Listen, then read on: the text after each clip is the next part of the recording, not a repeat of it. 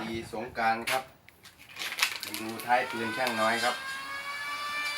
หลังสงกรานต์เริ่มลุยงานต่อ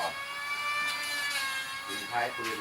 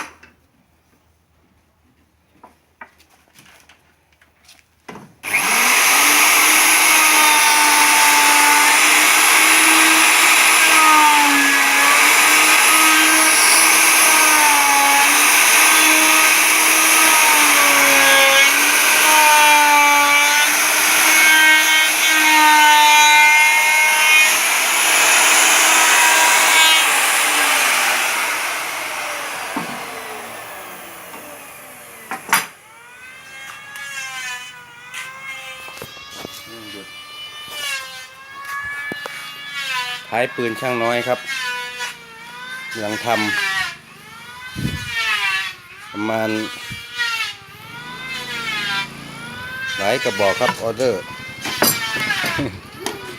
หลายกระบอกครับประมาณ30กระบอกครับของช่างน้อยของลูกค้าใจเย็นๆรอหน่อยครับพอดีมาบ้านก็มาทำที่บ้านด้วยที่บ้านด้วยทำนาด้วยครับเดี๋ยวใครซื้อปืนจะแจกข้าวไปกินด้วยกลับมาบ้านมาทำนาด้วย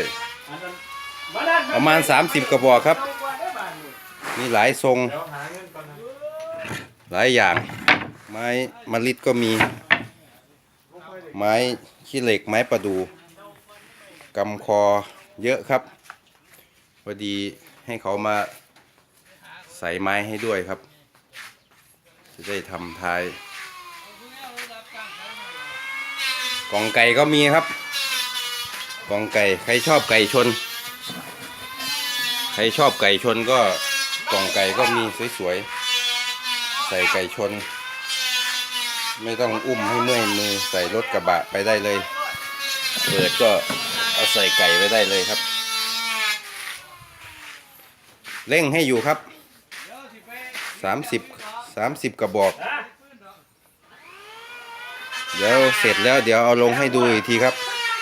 ครับฝากติดตามด้วยครับปืนยิงปลาช่างน้อยสารยาทางช่อง YouTube ครับ